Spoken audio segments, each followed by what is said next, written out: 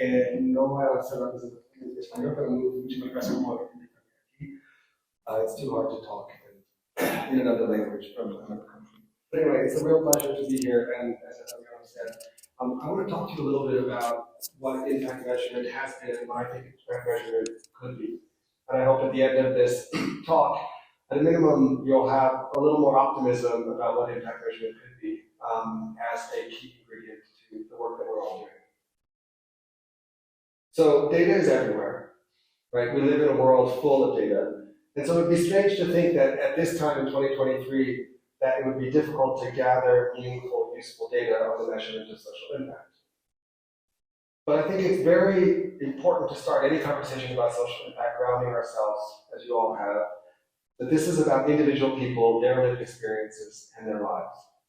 And to the extent to which we're focusing on data while losing track of those individual people, we might, I would argue, be on the wrong track. So as Octavio mentioned, I'm the co-founder and CEO of a company called 60 Decibels. Now 60 decibels is the volume of a human conversation. And we wanted to call the company this because we wanted to remind ourselves every day that this is first and foremost about raising up the voices of people. And our belief is that you can't meaningfully understand social impact if you're not listening to people. And I would argue a step further that the act of listening in and of itself is an act of rebalancing power. More often than not, those who hold capital, those who run companies, can cut themselves off from the people they're aiming to serve. And even in the act of listening, if we do nothing more, we're in a different kind of conversation, and we're forcing ourselves to listen to different voices than those that we've listened to before. So it's a little hard to see here, but I just wanted to pull up a quote on what it seems are the local challenges in the Mexican market with respect to measuring impact. And not surprising, it says investors in Latin America see measuring outcomes, standardization, and the associated resource and cost as the top challenges in impact measurement. Now, what I would like to argue is the reason this is seen as a problem starts at the end of that sentence, and specifically, we don't have the resources to allocate towards measuring impact because we haven't brought about a system of measuring impact that produces enough value for particular entrepreneurs and customers. So it's not a resources problem, it's a value problem. And I think if we can change the value proposition, the resources will come. So I'll just start this with a little story from about 12 years ago. This one is from India, it could be from here. But I had the chance to go to Bihar in India, and to get to Bihar, I had flown to Delhi and then taken a 15-hour overnight train. Now, Bihar is the poorest state in India. It has a GDP per capita of about $643. As a point of reference, the GDP per capita in Chiapas is about 8 times as high. It's a very poor region of the country. And I was going to visit a company called Husk Power Systems. Now, what Husk was doing was building these small generation plants using the husks from rice to produce power. And they would build mini electrical grids in unelectrified regions. The person who I met when I got to Husk Power System was a gentleman named Ganesh Pandey. Now, Ganesh had gone to one of the best engineering schools in India. He had worked internationally, and he could have done anything at all with his life. But he had chosen, since he was originally from Bihar, to dedicate his life to solving this particular problem of electrification. So this is a human being who has no lack of motivation or commitment to solving an important social problem. And so on the second day that after I had met him, and we had gone around to various villages where they had Husk Power Systems, one of the questions I asked him was, how do you think about measuring impact? And do you in fact measure impact on Husk Power Systems? And Ganesh essentially laughed at me. And he said, why would I bother measuring impact? I'm in the villages every day. I know impact when I see it. And really what he was communicating to me was, I think impact measurement will be too slow, too hard, too expensive, too intrusive, all these words, right? And from that moment, I got to thinking about this question. If an individual like Ganesh, who has no lack of commitment to the issue, who is devoting the next 10 or 20 years of his life to solving a social problem, if he feels like the measurement of the creation of that impact is not useful, then we've done something wrong. And at the time, this was one of the many frameworks for impact measurement. Again, imagine you're actually there, building systems, getting rice costs, working with people, and so no, to measure impact, let's just do this. I have no idea what this means. I'm not going to try to explain it because I don't understand it. It's not grounded in any reality that's going to be meaningful for any entrepreneur anywhere. And now, as I'm an entrepreneur, if someone came to me and said, Sasha, do this for 60 decibels, I would also run directly in the other direction. So, As another point of reference, I would just comment on the state of measurement in the sector as a whole. So these are two, I don't mean to pick on the gym, I'm about to pick on the gym, I'm sorry, but I could have picked anybody else. So these are two reports that came out in 2022. One is understanding impact performance in agriculture, and one is understanding impact performance in financial inclusion. Now, one of my wishes as a long-time practitioner in this space, if I had a magic wand, would be that reports like this would have a warning, not unlike the warning that you put on the side of a pack of cigarettes. Now, I don't know what it is in Mexico, but this is what it says in the US. Surgeon General warning, tobacco smoke increases the risk of lung cancer and heart disease even in non-smokers. Surgeon General warning, this social impact report was written without listening to a single customer or beneficiary. I would encourage you when you look at these reports to ask yourself the question, was a human being spoken to in the process of figuring out this impact? And by the way, I think it would fit there really nicely. So I really, and it would be a nice key to just, and to be clear, it's okay not to have done that, but let's at least be clear, right? And let's show the difference between we did or we didn't do, here's why we did or didn't, here's what we do or don't know. So I believe that traditional methods of understanding social impact are broken.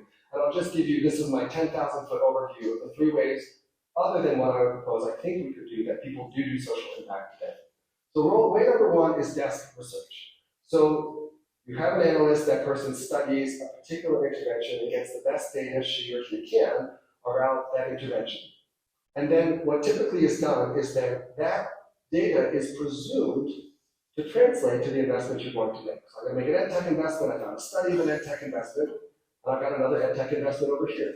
The reality, of course, is, and I'll show you data to support this, the variability of impact from one company to the next doing similar things is enormous.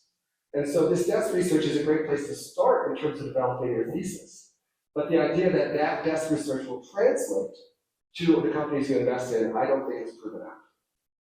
The second thing you can do is measure outputs. Again, a great place to start. So you have an intervention, you have reason to believe that that intervention works, and you want to make sure it reaches a lot of people. So let's count and see if it reaches a lot of people. Most of these businesses are not scalable, are not financially sustainable, so if we can support businesses that are both of those things, making meaningful interventions, again, it's a great place to start.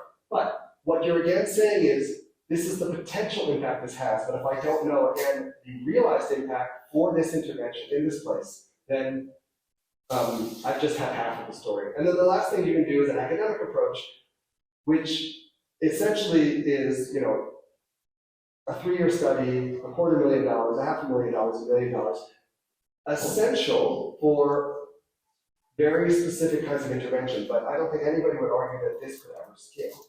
So we find ourselves in this place, and we can understand better if I'm Guy Nash and I say, I've got these 3 options. Well, I'll say, thank you very much. I know impact when I see it. I visit customers every day, and I see changes in their lives. The reason I think we've gotten here is because we solved the problem at the wrong level. So we've built an entire system that comes from standards bodies, limited partners, general partners, and we're answering what's important to investors. An investor has a big, diverse portfolio. They just kind of want to organize everything. And it never really translates to something meaningful here. And so if we can start instead and say, how do I create value between a company and a customer? If I can answer that question, going back to my point before about value, then I am convinced and I've seen this will produce the data that these people need. But if we don't start here, it will never make sense for this. And I would argue that this is the interaction that matters the most. One way to think about this is the difference between organizing systems and operating systems. Now, most of impact measurement today, I would say, is an organizing system approach. So what's an organizing system? The organizing system is broad but not deep. You use it periodically, it tends to be siloed. You're doing it for compliance. And it's primarily used for external communication. So if we go outside of the impact investing space to like ESG more broadly, I would say all of ESG is like this. Some poor person's job it is to make sense of a really broad array of data that's a mile wide and an inch deep. And that data, you can see it and experience it. It doesn't interact with your company. It doesn't interact with your people. It doesn't interact with your processes. It's gathered, it's sent off, and you go back to work. Operating systems, on the other hand, have these characteristics. And I'll just describe this for my own company. Some of the data, we're a 4.5-year-old company, some of the key data that we now use to run the company are data that we discovered 2 years into our work. We had to every day live with and interact with our data to figure out what was most meaningful to us. So it's deep, it's focused, it's material. We're using it in an ongoing fashion. So it's integrated. It's for performance.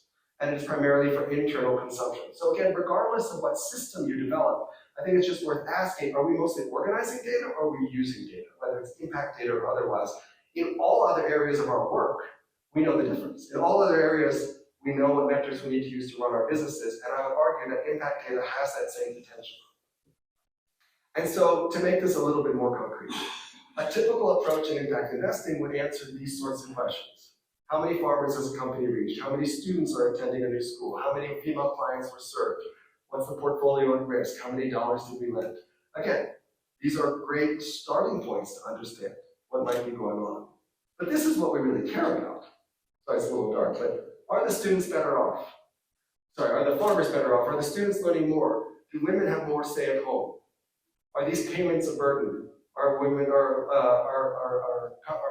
borrowers earning more? And are people resilient to shocks? We know that these are the questions we truly want the answer to. We've just looked away for a while from really getting the answers to these questions. And so, regardless of what approach one uses, I would encourage at the level of an enterprise, if you're a CEO, if you're an investor, to ask a very simple set of questions. What does the world look like when you succeed? Who will it look like that for? What problems is your intervention solving for this person? How? What changes in their lives will result? How will you know these things are happening? I think we have complexified, which is not a word in English, by the way.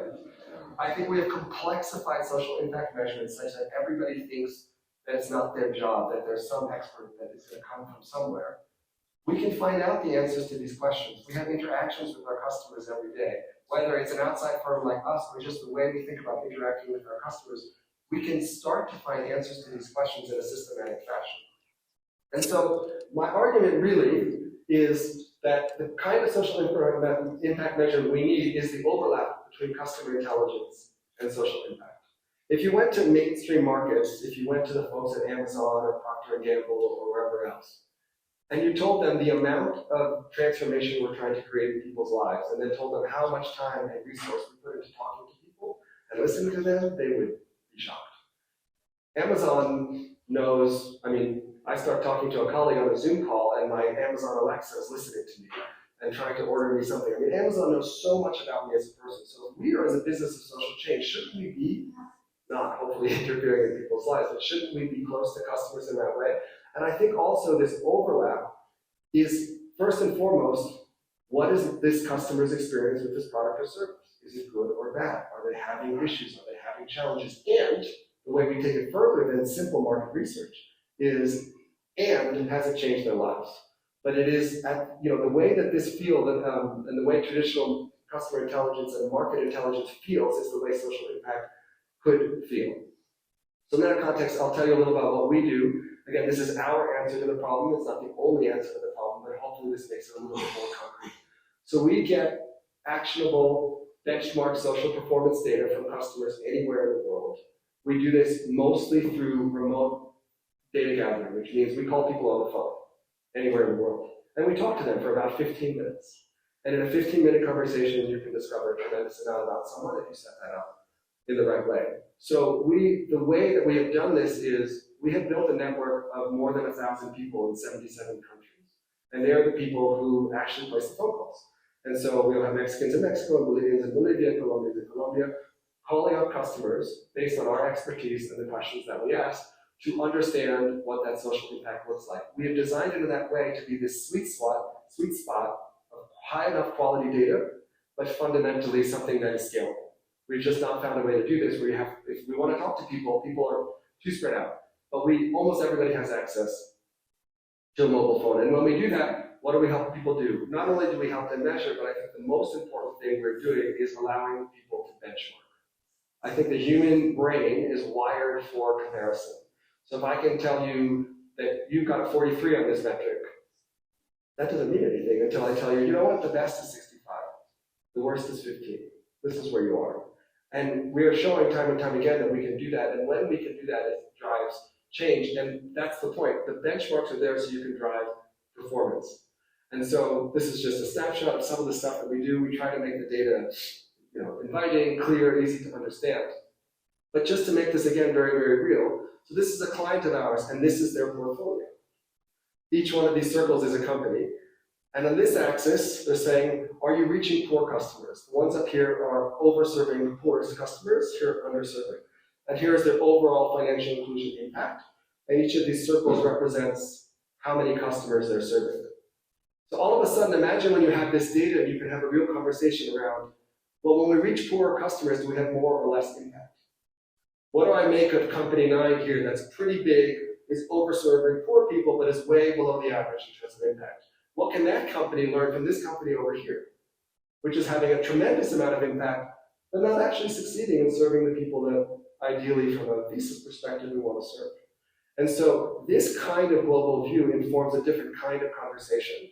It doesn't mean it gives you the answers. I don't know which one of these companies is the best. But if I were managing a portfolio of social performance, I would certainly want this kind of data to help me make better informed decisions about how to support different companies and how to get them talking to one another, right? Because certainly they have things to teach each other. And so I'll give you a very concrete example of a company we worked with recently in Mexico called Huatusco. They are a cooperative, and I'll just share some of the results. So Rabobank asked us to work with them, and this is what we learned was that it was a cooperative that had an aging population. And one of their biggest concerns was whether the youth would continue to be involved in coffee farming. And so we learned a lot about the value. So nearly all of the members of the cooperative had sold to the cooperative, but for the first time they saw how old people were, and mostly very, very poor. And a lot of them didn't envision their children working in the cooperative. So the long-term sustainability of the cooperative was a question. Interestingly, though, there was a very high improvement in quality of life, and more interesting still, that what farmers valued the most was not just the ability to sell their coffee at a premium price, but all the additional services that were being offered by this cooperative. So what did they do when they had this data? Well, one of the things they did is they actually shared the results with the young farmers who might have wanted to be involved, because they were able to communicate in a new way of the value of being part of the cooperative and the viability of this life. Secondly, they started a whole number of programs because they saw this gap in potential participation in a more actionable way. They wanted to focus on these young farmers. And because these services were seen as so valuable, they invested more heavily in these services, things like vaccinations and a few additional things. The result of that was young farmers' engagement radically changed. The value-added offerings changed, which created more value for the cooperative and started a positive cycle. And the original funder who had brought us in had such confirmation of the social impact that they lended them a larger amount of money, allowed the cooperative to pay out another more expensive loan, and the cooperative is in a stronger financial position. So that's, it's a lot of change that's happened in a relatively short amount of time, but it's starting again with that institution, changes they're making with that data that is then being used for their investors, but not the other way around. And then as a last thought, and then we'll let us go to questions and answers, I talked about benchmarks, and I just wanted to share this. As Octaviano mentioned, I was in Amsterdam actually 24 hours ago because we just launched our microfinance index. And this is the best representation of where we hope our work will go and where we think the sector will go. And so what we did was we worked with 114 microfinance institutions that collectively represent about 60% of the global market. So 60% of the 140 million customers for microfinance in the world. We had in 92 languages, 32 countries, and we spoke to about 32,000 people. Obviously you can't read all of this, but the point is, with every single microfinance institution, we focus on the exact same metrics. Did you have access for the first time? What's the impact on your business? What's the impact on your household? Do you understand this, or is it putting you into debt? Is it making you more financially resilient? And specifically focus on women and gender empowerment. And so we have these data, and you can see some of the questions if you're interested in reading them, for every single institution, so they can compare themselves to every other single institution. And it allows us to do this comparison, which again, I would argue, is the way our brains are wired. So you can see in Latin America, for example, the relative performance across, this is all of the indicators. And so you're rank ordering the performance of these MFIs based on the social impact they're having on people. This is the thing we've been talking about for such a long time that someday, maybe, we're doing this today, and you can see what this relative performance looks like institution by institution. And also, if you remember in the beginning, I was talking about how just counting the number of people you reach is a good start, but not a place to end because there's so much variability, right? So this is, for example, first-time access or access to alternatives. So you can see the question. These are clients who have never gotten a loan like this one from the financial service provider. So I'll pick the Latin America one. For Peru and Nicaragua, 69% of the people say they've never had access to a product or service like this. That's what the best looks like. The worst is 25. So this is 3x difference between the best and the worst. Same thing here. Again, could not easily find a good alternative. The best performer is Friendship Bridge in Guatemala. The worst performer is 12%.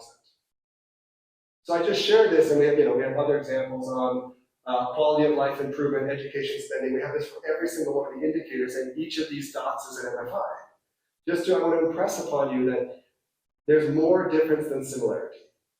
And so just counting the number of people are being reached, again, is a wonderful beginning. But if we don't know if the one we've invested in is a BRAC Liberia, or whoever this is, right, 61 or 2, we really don't know what it is that we've invested in. And so I would encourage this, and again, this is not meant to be punitive. This institution has an opportunity to go on a learning journey, and it could be they're terrible at education spending, maybe because of their product or something else, but they might be great in another thing. It's not that everyone is great in every single one, but this level of variance and variability is at the heart of what we could potentially learn. And from a context perspective, expectations are only going to continue to change. So I won't go into all this, but Unilever, like every other brand, we are going to ensure that everyone who directly provides goods and services to us will earn at least a living wage or income by 2030. I can tell you with total confidence that they don't have the data or systems to know if this is the case or not, but these promises are out there, so there's going to be more and more demand for these data. This is a chocolate bar in the UK, who's in, a coffee brand in the UK, whose entire brand is around, your coffee, won't hide the bitter truth, wake up and smell the unfairness, pick coffee that treats farmers fairly. I mean, we're all aware that these changes are happening, but I would say the impact investing sector is furthest along relative to all of these, of having advanced and sophisticated systems that actually let us answer these sorts of questions. I'm particularly interested in financial inclusion. Mexico in particular has had an explosion of fintechs, and I think there's great potential, and I think there's real risk. The idea that you're going to give and this is not specific to Mexico, the idea you're going to give unsecured credit to large portions of people who have not had access to the banking system, that could be an incredible opportunity. It could create a lot of risk. I think we owe it to ourselves as we're building these industries to start to get these sorts of data. And our goal, as much as possible, is to get these data at a national level. First and foremost, to protect against risk. And then ultimately, over time, hopefully to also uncover opportunities. So where I think this all ends up is transparent, comparable data around things that seem to be hard to measure. But interestingly, right, great places to work, we have transparent data there around who the best companies are, what their names are, what are the characteristics of a good job. We expect that. We have this also in ESG ratings, but I would argue, again, I wouldn't put as much stock in these data. But the point is, I think this is where we can go for our social impact measurement. I think it can be comparable, it can be transparent, and we can drive towards best performance in this area, just like we're doing in lots of other areas of our companies. So to me, I think we have a great potential. Again, I think that potential only comes once we start articulating real value for people who are actually doing the work, rather than seeing this as some kind of compliance or audit function. But from there, I have hundreds and hundreds of stories of CEOs of companies coming to us saying, "We never had this data before. Here's how we're using it. Here's how we're improving it." And frankly, that's why we're here, and that's why we're doing this work. We all know we live in a tremendously unequal society. I think everybody's here, as mentioned before.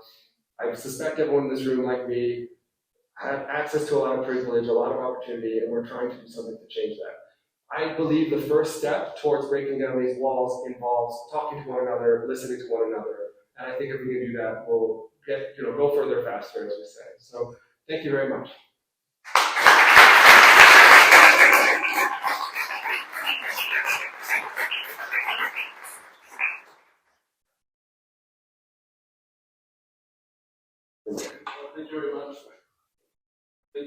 for such a great presentation, and we will start with the questions. If you want to add one, raise your hand and I'll go to you. I think I'm good, yeah. Thanks, Sasha. So in countries like Mexico and the rest of Latin America, how and where will you start the conversation that the need of impact measurement data needs to come from the companies and users rather than the investors? I mean, interestingly, our business model has been that we as a company have been hired by investors. I do actually think that ultimately it should be the company, this would be something done by the companies and paid for by the companies. But I think the challenge is, for all the reasons I just shared, we have collectively done the most abysmal job of branding impact measurement, which is why today, if you show up to a social entrepreneur and say, would you like to hire us to do impact measurement, they mostly will say no. So I think it's I think it's an iterative process, but I do think that, what we have seen is, we, in a given year, probably do 600 to 700 projects. We're seeing more and more investors see this value. And then I think what happens is, once a company has had access to this data in this way, their perspective really changes. But I do think it's a few step process, and we have to kind of work with people and start with where they are. And I think the other thing that we've seen is, everyone is looking kind of over their shoulder to say, what am I expected to do? And so when we do things like this index that have large-scale participation, it becomes much easier for someone to say, oh, the normal thing for me to do is to do this thing. So I think that's where we're looking country by country. How do we get groups of actors together? FinTech in Mexico would be an example that's a real priority to us. How do we get those groups of actors together? Because the more people act together, the more valuable the data will be to that collective. So I think that's part of the answer.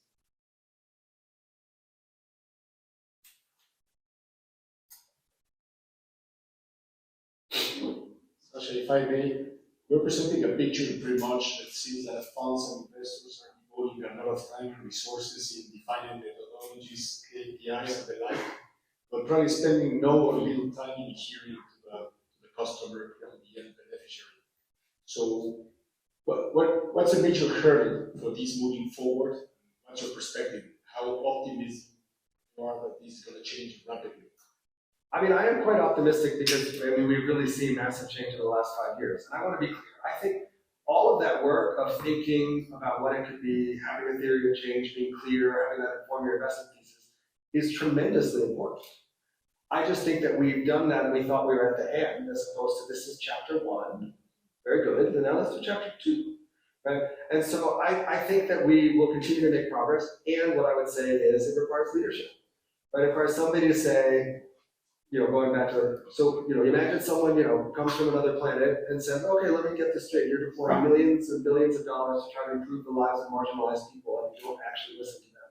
I think they'd say, I don't know that makes a whole lot of sense in a systematic way, in a scaled way.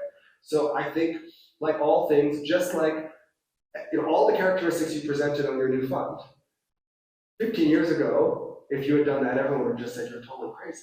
Long-term capital, focus, right? So this industry as a whole has been built by people saying, there's a massive gap, there's an opportunity, and there's a need, and we're going to go somewhere that hasn't been gone before and find the right kind of partners and just do it. So I think it's, I would hope that with things like what we're doing and others, we're beginning to demonstrate that it's possible and demonstrating the value. But then I do think that, what's nice is it's not too late. The ability to distinguish a fund, an industry, a geography on this front is totally available to anybody because, frankly, the industry is mostly quite timid. And the demand, we were talking earlier, I do think the demand should be coming from the LPs. I think the demand should ultimately be coming, LPs and GPs to say, how do you invest in a company without doing this? But it's not the normal thing today. So I think we just have to see those leadership opportunities. And, and then from there, I do think that change will happen. But what I've been mostly humbled by is when we start to work with folks, there's this sort of night and day experience of, I never had this data, now that I have it, I can't believe we wouldn't have it, and then everybody just continues. It doesn't mean there aren't some constraints, but I think it's just feeling such an obvious need that once we get there and the entrepreneur says it's useful, real things are happening with it, then all of a sudden it starts to move. But that first step, and that's a little bit what I'm trying to describe, is quite difficult because we just thought about this in a really, really different way to serve a different purpose, and that purpose, while creating some value, I don't think creates enough value to make it be worth the resources that at a minimum is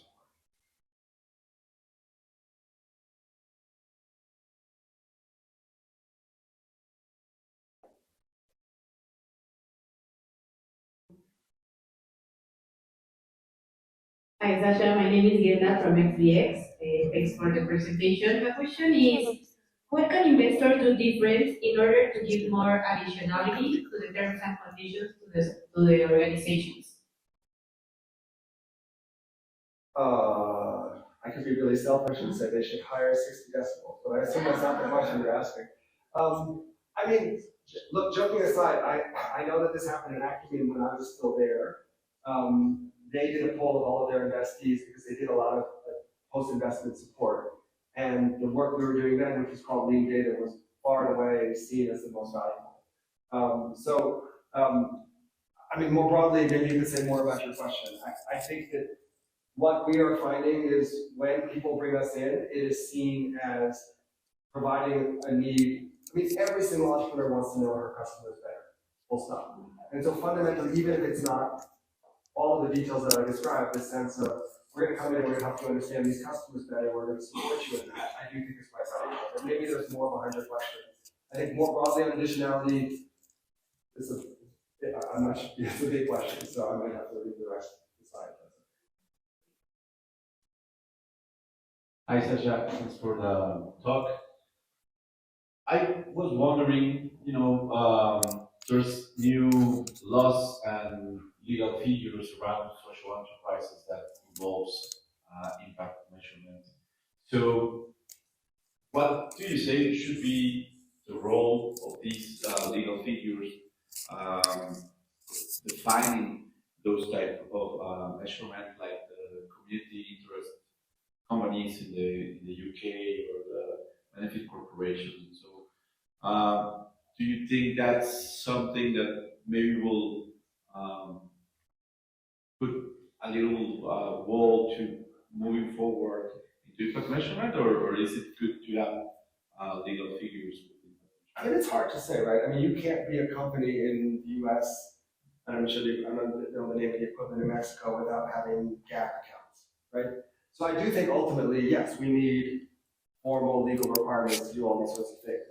And certainly in Europe in particular, more for major corporations, we're seeing major shifts in legislation around carbon and scope 3 emissions. There's recent legislation around human rights violations in supply chains that I think are going to make major changes. So I think we're seeing really big shifts.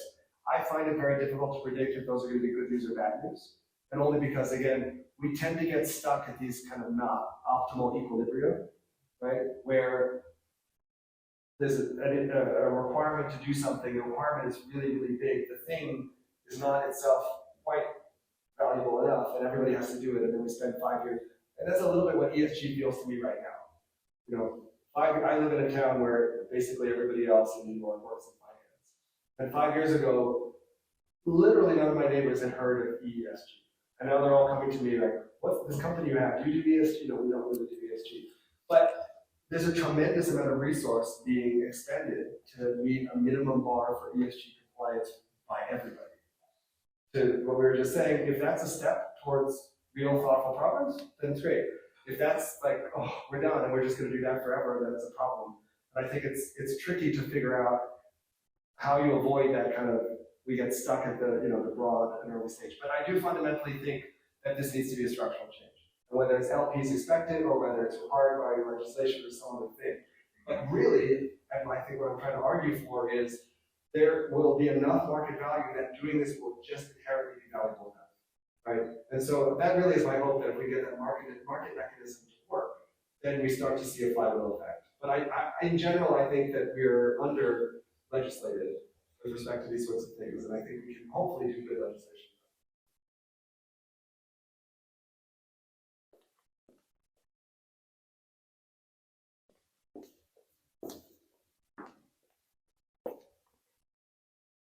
Hi, and thank you for your presentation. It was highly insightful.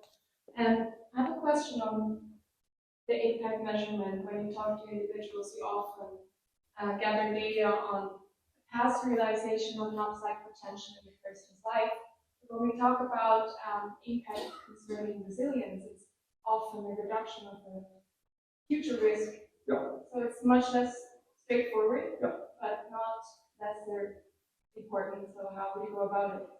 Yeah, I mean, all of these things we are constrained by what an individual can accurately describe about their lives, right? And so, we spend a lot of time, and two of our team members are here, and they can talk to you better than I can about how do you write really good questions, right? And so we hate questions that say, 2 years ago, did you something, right? So we want to be focused in this moment in time, and having them describe as accurately as possible their lived experience. I mean, on the question of resilience, when we actually do it is more of a hypothetical, which I think is not perfect, but it's the best that we have. So there's a question, for example, of if you had an emergency of this is a specific amount of money, that you have to come up with that much money.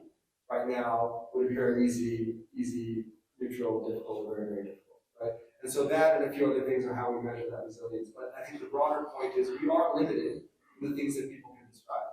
And so, for example, if there are impacts that are really only going to be realized 10 years later, it might be difficult for that person to accurately describe it. So I want to be clear that there are limitations. But more often than not, I guess I'm a really big fan of constraints. So as we are constrained, we kind of do the best within those boundaries, and we can learn a lot. But it is an important point that there are limitations.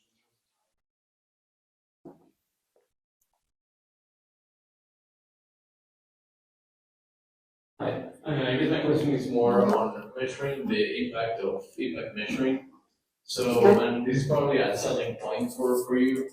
So, like from a company standpoint, from a social that essentially has social impact, is there a benefit to actually measuring this, for example, in capital raising via equity or debt that you have encountered, and the level of debt that you are proposing?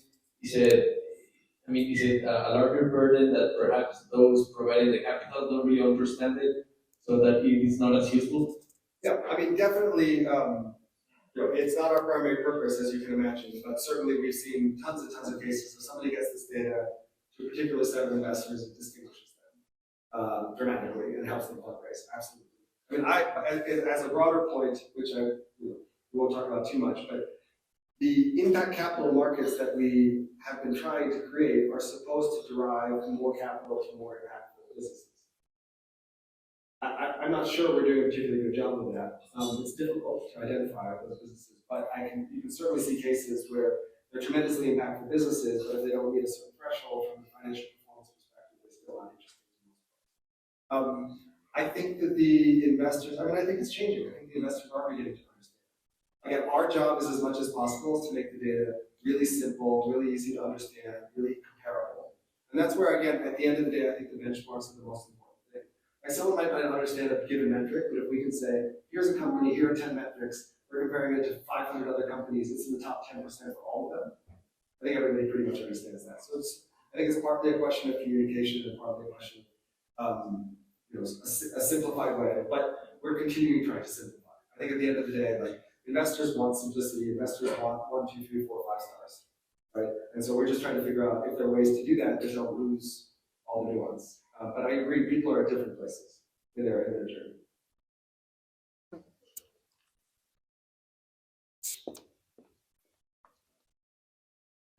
Sasha, thank you very much. It was very inspiring. And I have actually 2 questions. Number one, in the chart that you showed, could it be possible that the company has a negative number, that it is actually doing more harm than good? Yeah. Mathematically, no on this chart. The worst you could do is 0. We do have things that could be negative, like we do Net Promoter Score. But there are also negative things, right? So one of these, which I don't have up here, is percentage of clients who have reduced their consumption of food to make a loan payment. So we are measuring negative things, and I think in many cases, particularly for the mainstream investment market, the non-self-identified impact investors, there seems to be much more appetite for measurement of risk and confirming that we don't have downside harm. That seems to be the, frankly, more willingness to pay. But I think the impact-oriented investors want to see both. So we're trying to get better at those things. I would say, just connecting to the previous question, getting people to honestly and accurately describe negative things in their lives can be difficult. right? And so that's where we have to establish a lot of trust. And again, what I would just say is, again, for any kind of impact measurement insurance in the house, we know our numbers aren't perfect, right? So if somebody's at 88, I don't know that it's really an 88, but what I think is most interesting is the 88 is the highest of anybody. So relatively speaking, they seem to be the strongest at that. And I would have much more conviction around that and the benchmark than whether or not the number is really 88 for a whole bunch of technical reasons. In a second. Yes. And the second, how does this methodology compare to, for example, an anthropological study? We did an anthropological study in the 4 countries in Central America, and we need to really hire a company to do it. 4 countries in Central America and 1 in Colombia, to try to figure out how the social ventures we are supporting, how they're actually changing people's lives, like they're trying to beneficiaries. And how does this compare? Is it one or another, or can it be complementary?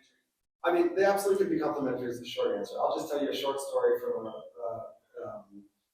client of ours in Global Partnerships. Basically, the year before they hired us, they had done exactly what you described. And the woman that I was speaking to about that said, they're really, really great. We learned a lot. They're not replicable. They're not scalable. So it was sort of a one-time thing. So I think I would just think of this as a system that you can roll out in an ongoing fashion. Obviously, there's a ton that you can learn. If someone's going to sit down, with 50 clients for an hour, you're going to learn things that our methodology is not going to teach you. So we want to be very specific about what problems that we're solving. But we are trying to do something that, by its design, has the potential to be scalable and is built for comparability. I think it's different than the level of depth that anthropological studies go for. So I think they both could be incredibly useful. I think it's just a question of what your particular needs are at that time.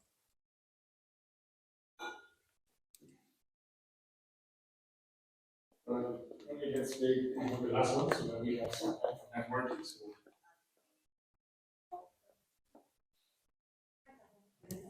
My name is Monica. I work for Impact Fund. We spend most of our time in Africa. We have a couple of portfolio companies here in Latin America. We've done like maybe 20 studies with 60 decibels. So I wanted to double tap on, I think, 2 things. One, that as investors, like the more we do them with the portfolio, the better we get at reading the reports and making informed decisions. I think the timing issue becomes a problem because we're paying for the reports. We're pre-seed fund. Most of our companies will not have the resources to do this before we invest. So, by the time we pay for the reports, we're already in the door. We're not going to say no.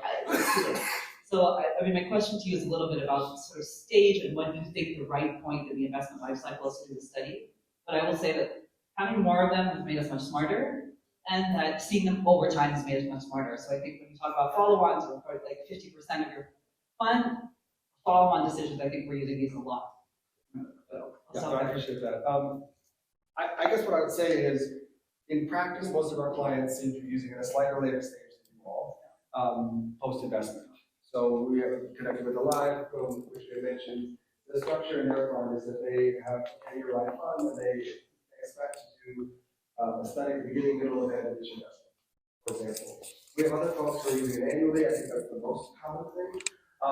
I personally think that we should do much more work in due diligence, just because, to your point, especially if it's structured in the right way, that can be a criteria for investment. And we have to be really quick to make sure that that works in the context of due diligence. For whatever reason, that's not, I think, the most normal behavior right now. I think that's where, as an equity investor in particular, you're about to get into a 10-year relationship with somebody. I think knowing at a customer level things aren't working is really important. But again, I would say the most normal behavior is annually with sort of, post-Series A companies is what we see. Great. Thank you so much.